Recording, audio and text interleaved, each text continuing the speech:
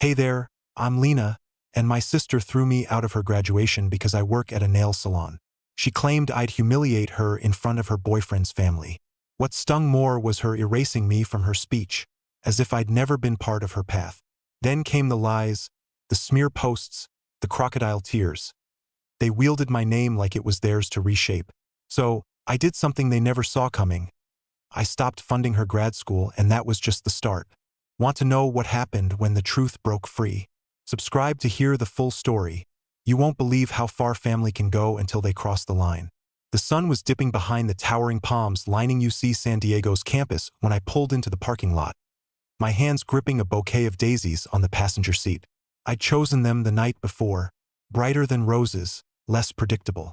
Mia used to say daisies made her feel vibrant in the best way. I hoped they'd spark that memory, remind her of me. I'd shut my salon early, canceling 2 bookings and rescheduling a loyal client. They didn't mind. They knew how much this graduation meant to me. Not just for her, but for me too. I'd worked late nights, pulled double shifts, taken loans when money was tight, all to keep her in school without a hitch. Walking toward the venue, I smoothed my blouse for the 3rd time. A rich teal silk I hadn't worn since my birthday dinner last year. I'd even gotten a blowout that morning. Silly, maybe, but I wanted to look like someone worth including, someone they wouldn't shrink from. I spotted Mom before she saw me, near the entrance, chatting with a man in a charcoal suit. Her voice, always a touch too loud, cut through the crowd's murmur. When she turned and met my eyes, her smile wavered, just enough. "Lena," she said, stepping away fast. "You look lovely."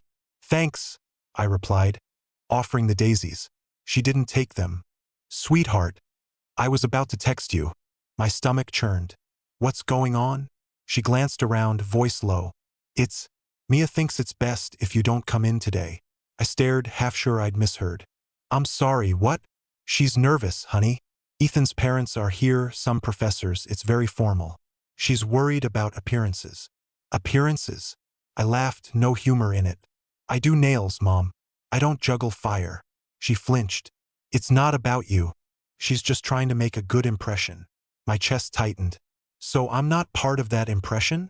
"It's just for today. Don't blow this out of proportion." I held up the daisies, then lowered them. "Wow. I'll make sure she calls you tonight. Okay? We'll do brunch next weekend. Just us girls." I nodded, numb. "Sure. Sounds great." I turned before she could say more, the daisy's petals brushing my arm like a soft apology. I didn't cry. Not there, not in front of people who already thought I didn't fit. I ended up at a small park 2 blocks away, one of those green patches wedged between apartments and overpriced cafes. I sat on a bench, logged into the live stream, and watched my sister cross the stage. Her hair was flawless, her gown pristine. She glowed like she'd won more than a degree. She thanked our mom, Ethan, even a tutor who ditched her mid-semester. But not me. Not one word. I let the screen go black and stared ahead. Somewhere behind me, kids laughed, a dog barked, a car alarm stuttered and stopped. The world didn't care that I'd been erased. In my mind, I saw every late night I'd stayed up to transfer money for her deadlines. Every call, "Hey, sis, can you cover my books? Rent's due early. Can you spot me for this conference?" And me always saying yes, always showing up, always paying. Now I wasn't even good enough for a seat in the crowd. I wanted to feel rage, but all I felt was hollow, like I'd been carved out of my own life and replaced with someone irrelevant. I sat there long after the ceremony ended, the daisies wilting in my lap, their golden faces drooping. Maybe they knew too. I slipped off my shoes the moment I walked through my door, the silence of my apartment swallowing the click of the latch. The air was warm, laced with coastal jasmine drifting through the open kitchen window, a scent I hadn't invited. I didn't turn on the lights. The dimness matched the ache in my chest. I poured a glass of wine, cheap red, half empty from 2 nights ago, and sat on the couch, still in that teal blouse I'd thought would make me feel proud, polished, seen. The daisies lay limp on the counter. I couldn't toss them. The TV stayed off. The only sound was my phone buzzing deep in my purse. I ignored it, but eventually I looked. One message lit the dark screen from Zara. Asterisk, "I need to tell you something. I overheard Mom and Mia. She didn't want you there. Said your job would make her look bad." Asterisk. I stared, the words blurring. It wasn't a mistake or bad timing. It was planned. Another text. Asterisk, they planned it 2 weeks ago. Your name wasn't on the guest list. Asterisk. There it was, the sharp sting of betrayal, not rash, not emotional but calculated. Surgical. And it wasn't the first time. I thought back to last Christmas. Mia threw a party for her law school friends at Mom's house. Catered, decorated, playlist perfect. I only found out from an Instagram tag. Her laughing, arm around Ethan, under a banner reading Future JD, Present Queen. I hadn't been invited. When I asked, she laughed it off. Oh, it was just a last-minute thing. Mostly classmates. Except the post went up a week early. Can't wait to celebrate with my favorite people. I wasn't one. Then there was the time I was near her campus and offered to take her to lunch. She hesitated, then met me outside her dorm, books in hand. We sat awkwardly on a bench while she picked at a salad. When I mentioned a new nail technique, she switched to some professor's research. She didn't introduce me to anyone passing by. And at family gatherings, when someone asked what I did, she never said, Lena owns her own business. It was always, oh, she works with people's hands, or she's in beauty, like my work was embarrassing, or worse, trivial. Now it clicked, a pattern I'd ignored for years. I wasn't left out by mistake. I was erased. Glass in hand, I walked to the window and stared at the night, city lights flickering like broken promises. Part of me wanted to believe Mia was just young, stressed, insecure about Ethan's family. But no.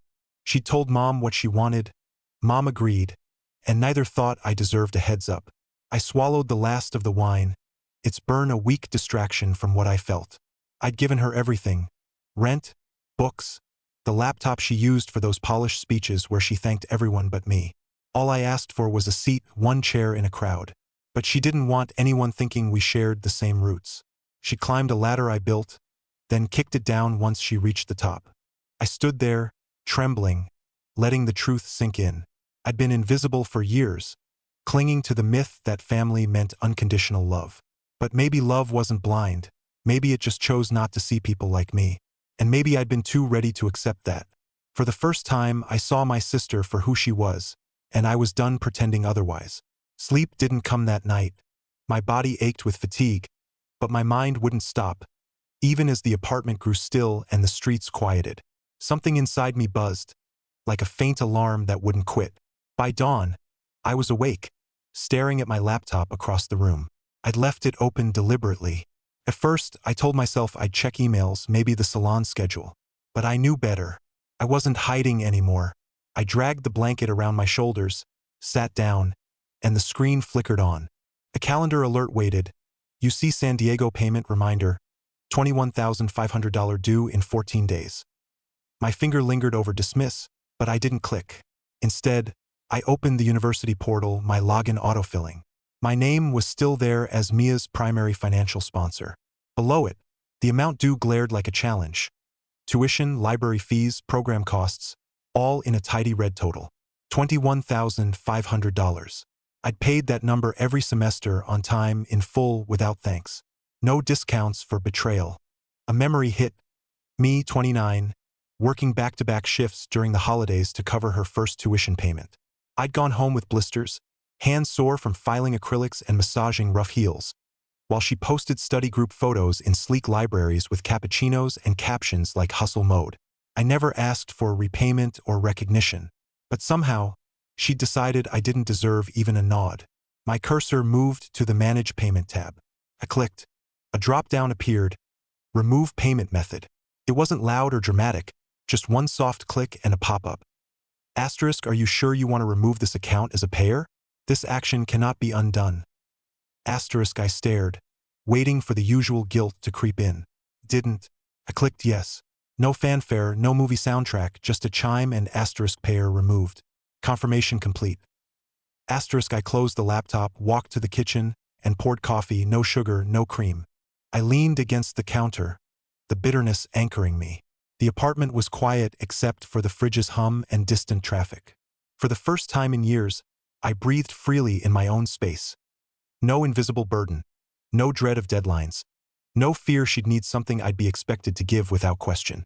I thought cutting her off would feel cruel, I whispered to the silence. But it didn't. Felt just.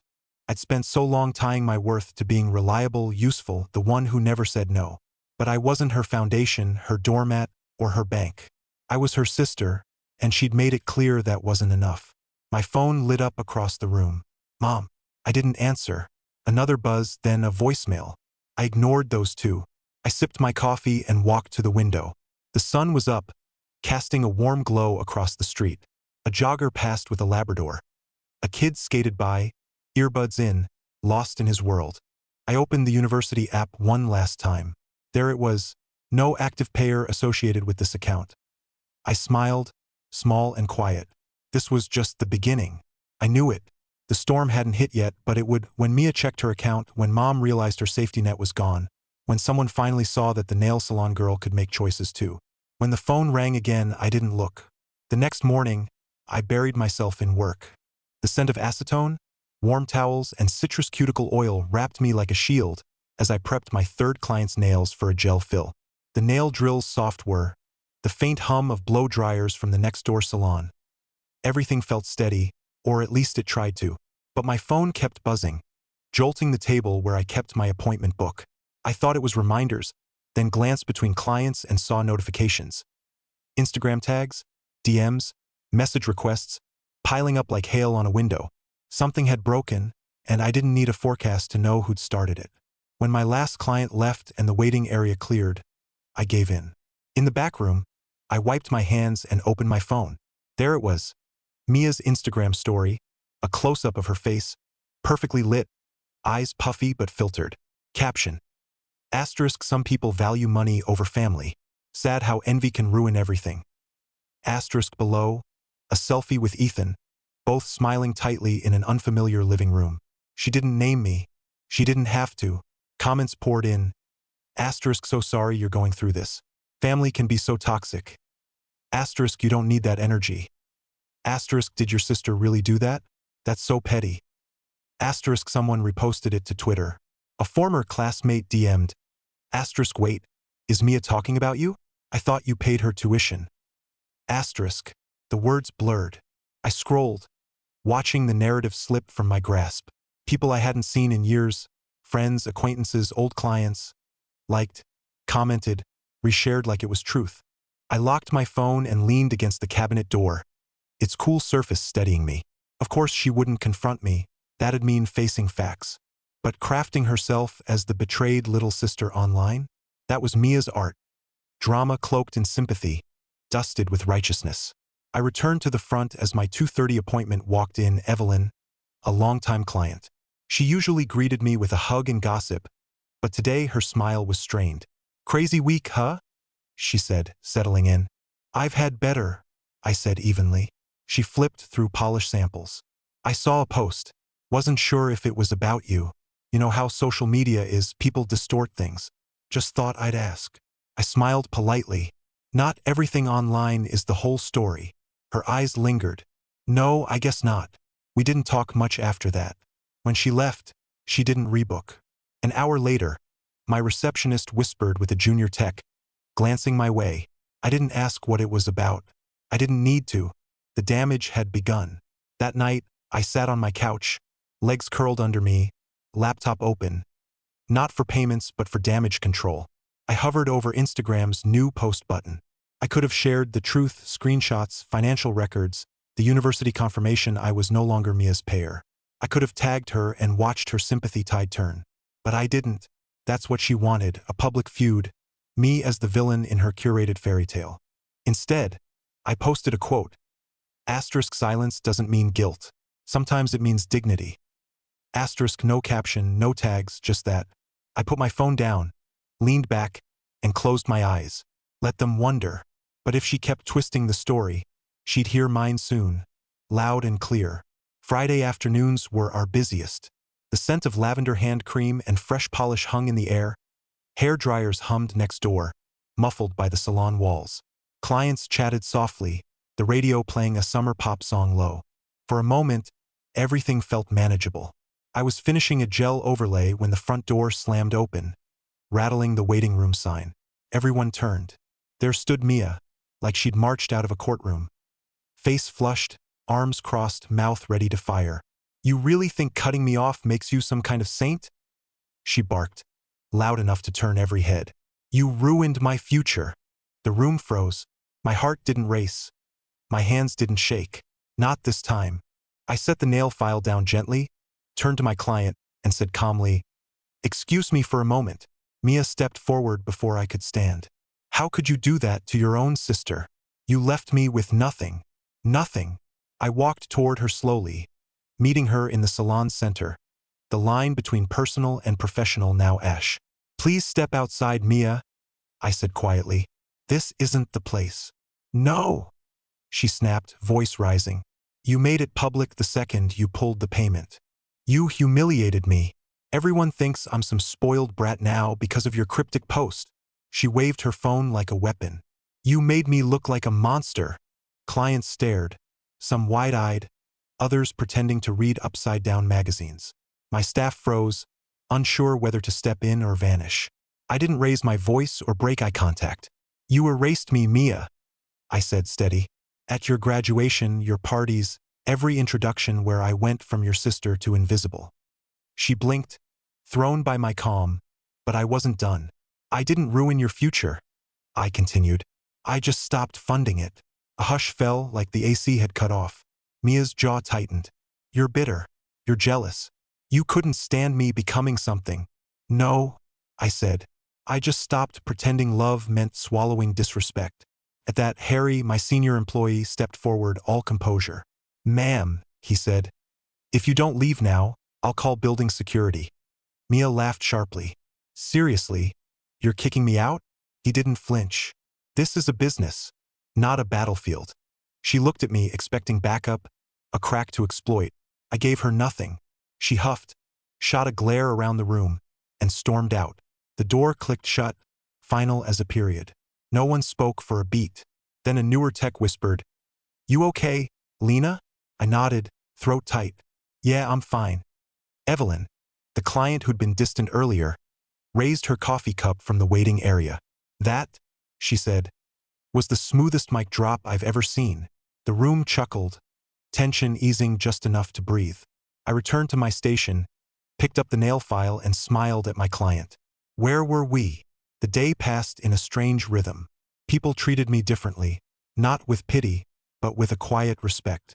Not everyone knew the full story, but they'd seen enough. By closing time, the sun dipped low over San Diego, the city humming with weekend energy. My staff tidied up, wiping tables, organizing polish racks. No one mentioned what happened. They didn't have to. Alone in the office with the day's receipts, the silence felt different. Not empty, but earned. She thought yelling would break me. I whispered to the dark. But all she did was give me back my voice. She left with her voice raised, but for the first time, mine was louder. Sunday mornings were my sanctuary. No alarms, no clients, just my coffee, my balcony, and the hum of a city waking under a May sun. I planned to unplug, clear my head, water my succulents, maybe try a TikTok recipe. But peace is fragile when family doesn't respect boundaries. I reached for my phone to check the weather, but an email subject stopped me. Tuition extension request confirmation received. I blinked, then opened it. The message was polite, sterile. Asterisk, thank you for your request to extend payment for the upcoming semester. Our office has noted the delay. New Balance deadline, July 1. Asterisk, I hadn't sent anything, but someone had used my name. At the bottom, sent from Lena Harper, primary financial sponsor. No. I reread it, scanning for clues. One line stood out. Asterisk, I would greatly appreciate your leniency during this transitional time for my family. Asterisk, that wasn't me. That was Mom's guilt-soaked diplomacy, syrupy and implicating. I'd seen her write emails like that to HOAs, church groups, even cousins she wanted donations from. She hadn't just ignored my choice. She'd impersonated me. My jaw clenched as the weight of her actions hit like a brick. She didn't call, didn't ask, didn't care. She just did it, used my name like it was hers. I didn't throw my phone or scream. I stood in the kitchen, coffee pot gurgling, and called her. She answered on the second ring. "Lena, honey?" she said, too cheerful. "I was hoping you'd call." Did you contact the university pretending to be me? Silence, then a fake cough. What are you talking about? The tuition office. The extension request. Don't play dumb. She sighed like I was the problem. I didn't pretend. I just stepped in. You were upset. I figured you'd calm down. You forged my name. I didn't forge anything, she snapped. It was just an email. I didn't sign a legal form. You pretended to be me, I repeated, each word sharp. That's identity fraud, Mom. Oh, don't be theatrical. I laughed, not warmly. You always do this, twist reality until you feel righteous. You violated my decision. You used me to keep enabling her. Her voice dropped to that familiar guilt trip tone. You used to care. You were never this cold. I used to be used. That's not the same. She scoffed, soft but venomous. All this over one email? You'd really burn your whole family over this. I'm not burning anything, I said. I'm just refusing to carry what's already ablaze. I hung up before she could reply. I didn't wait for her callback. I knew it had come. Instead, I forwarded the email to the university. Asterisk, this request was submitted fraudulently. I did not authorize it and am no longer the financial sponsor for Mia Harper. Please confirm removal of all access and association. Asterisk, they replied within the hour. The account was flagged, her enrollment pending unless a new payer was listed. Next, I blocked Mom's number, not silenced, blocked. No more guilt, no back doors, no pretending blood excused betrayal. I spent the afternoon cleaning, not from stress, but clarity. I folded laundry, reorganized my pantry, cleaned the dryer's lint trap. It was odd how one violation could spark such fierce resolve. They hadn't just lost my money, they'd lost access to me. Not just my funds, but my time, my name, my silence. They used my name without permission. From now on, I'd use my voice without theirs. By Monday, my notifications were a flood. I was in the salon's back office, sipping lukewarm chamomile tea, when I saw a new Instagram account. Anonymous, but clearly Mia's work. The handle was vague, pitiful, healing from hurt. Bio. Some people only love you when they can control you. I knew what was coming. She didn't disappoint. Her stories were vague but pointed. Asterisk, I've always been the target of envy. Some people can't stand when their siblings shine, especially if they feel trapped in their own life. Asterisk, next, an old photo from her law school acceptance. Me in the background holding a cupcake, smiling tiredly after a 12-hour shift. Caption. Some smiles hide resentment. Subtle as a punch. Comments flooded. Wow. So brave for calling out toxic family. Asterisk, she's clearly been jealous forever. Asterisk, asterisk, I always knew you were the strong one. Babe. Keep shining. Asterisk, the worst part? People I knew, distant cousins, Mom's church friends, were liking, commenting, sharing. Then texts. Asterisk, Lena. What's going on with you and Mia? I saw her post. Asterisk, you didn't really say those things. Did you? Asterisk, is this true? You've always been so supportive. Asterisk. It was like standing in a crowd while someone painted a mural of lies with my face. I didn't cry. I sat back, breathing through the tightness in my chest, letting the noise swirl. My staff moved quietly outside. Someone knocked, then thought better. I opened my audio notes folder, found the file, and hit play. The voice was unmistakable. Mia. That's harsh, Mom's voice said. Asterisk, she's your sister. She's done so much. Asterisk, then Mia, clear and cold. Asterisk, I don't want her at my graduation. She works at a nail salon, Mom. Ethan's parents are surgeons. You want them thinking we come from that? Asterisk. It hit harder the second time, not because it shocked, but because I'd stopped excusing her. I'd recorded it 3 weeks ago during one of Mom's calls. She'd muted me but forgot I could hear. Back then, I thought sharing it would make me look small. Now I saw silence wasn't noble. It was fuel for their narrative. That evening, I met Zara in her car outside a quiet strip mall, our to-go coffee steaming. I played the recording. When it ended, she was silent, then said, "You want me to post it?" I looked over. "Do you think people deserve to know?"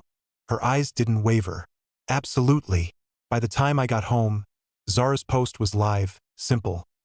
Asterisk, let's not rewrite history. Let's not pretend the truth didn't happen. Asterisk, she attached the unedited memo.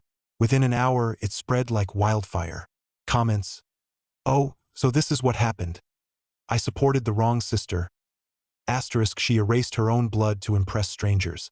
Asterisk, texts from relatives who doubted me days before. Asterisk, I'm sorry, Lena. I didn't know. Asterisk, this changes everything. Even Ethan's cousin unfollowed Mia and DM'd me. Asterisk, I see you now. That took guts. Asterisk. I didn't reply, not from bitterness, but because I didn't need to explain. The truth had its own voice, louder than any lie Mia could spin in a caption. I didn't go online that night.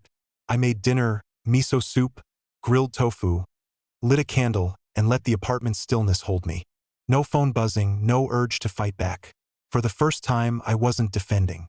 I was free. She wanted sympathy. She got the truth. The morning after the recording went public, my phone glowed like a holiday display, but the messages weren't venom. They were soft apologies, tentative check-ins, quiet nods. People who'd ghosted or guilt-tripped me were crawling back, their words draped in regret. I didn't know the full story. Asterisk, that recording, wow, you didn't deserve that. Asterisk, I didn't need their validation. The truth had done its work. I arrived early at the salon, craving the rhythm of routine. The scent of acetone and jasmine tea grounded me. I moved through opening tasks in silence, turning on lights, checking logs, wiping the front desk. My staff trickled in with hesitant smiles but no words about the posts. Their support was in the upbeat music, shielding me from nosy clients, offering to cover shifts without asking why. By mid-afternoon, the family group chat was chaos. Zara sent screenshots. Ethan had commented publicly under the post. Asterisk, so this is what you were hiding. You trashed your sister to look good. For what? Asterisk, a friend of his reposted the clip, tagging Mia. She tried to clean it up, deleted stories, vague apologies, a dramatic selfie. No one sees the pain behind the mask. But the mask was broken. By evening, the university confirmed they'd flagged the tuition request and rejected the extension. Then came Mia's message, 2 words, you win. I stared, then locked my phone and set it down. That night, I cooked slowly, pan-seared salmon, roasted asparagus, lemon rice. I plated it carefully, lit a candle, and let the quiet embrace me.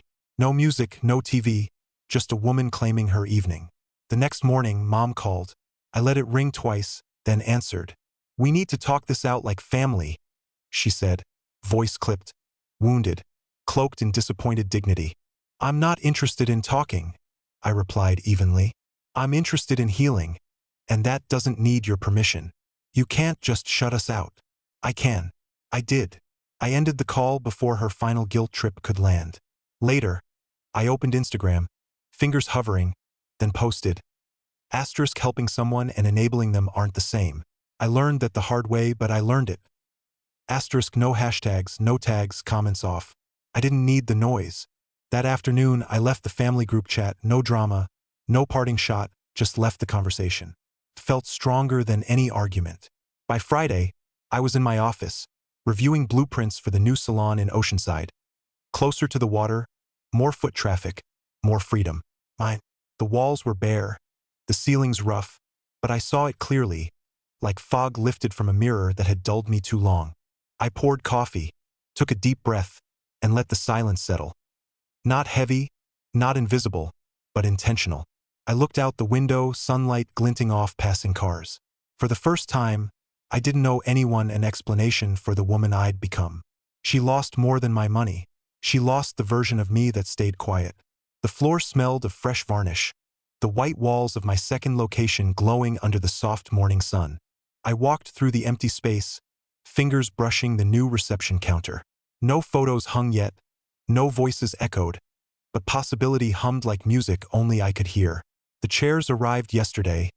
The water heater was fixed.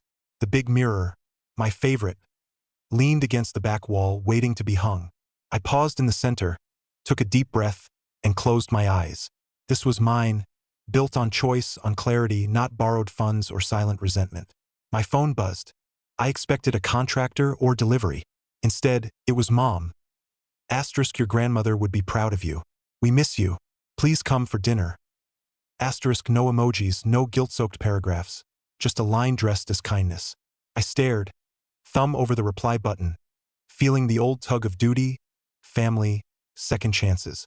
But I locked the phone. That small act felt like closing a chapter without slamming the book. Back when we were kids, Mia and I played pretend salon in the garage. She'd sit in a plastic lawn chair while I draped her hair in mismatched scarves and rubbed lotion on her hands too hard. We used Mom's old lipstick as fake polish and laughed until our sides ached. I thought it meant we'd run a business together someday. I believed shared memories meant shared futures. But we were just kids pretending. We grew up strangers with the same last name. Maybe we were never meant to share the same world. And maybe that's okay. The opening was modest: close friends, loyal clients, curious neighbors. Zara arrived early with lavender and pastries from our old after-school bakery. "You look lighter," she said, tucking hair behind my ear. "Like you finally breathed out." "I think I did." She helped tie the ribbon across the entrance. Not flashy red, but a satin strip in deep sapphire, matching the front door. As we cut it, applause broke out, warm, genuine. People clapped because they wanted to, not because they had to. Ethan passed by later, didn't stop, but met my eyes and nodded. A gesture saying, "I get it now." That was enough. In my mind's corner, I pictured Mia scrolling posts trying to rewrite the story. Maybe she still thought I was the villain. Mom the peacemaker in a war she quietly stoked. It didn't matter. Forgiveness and reunion aren't the same. I'd forgiven myself for waiting too long, forgiving too much, not speaking sooner. That was the grace I could give freely. The sky faded to soft pinks and blues as the event wound down. I stood in my new shop's doorway, watching people linger outside, chatting, laughing, admiring the space I'd built. No grand speech, no fireworks, no viral video. Just a woman standing in her truth. They called it silence. I called it freedom. And if this story taught me anything, it's this: silence doesn't make you the bigger person when it costs your dignity. Sometimes the most loving thing you can do is walk away, not in anger, but in clarity. So, let me ask you, have you ever held the family together until you realized they were only holding you back? If that hits home, you're not alone. I'd love to hear your story in the comments. Let's talk. And don't forget to like, subscribe, and hit the notification bell for more real-life stories like this. Your voice matters here just like mine finally did.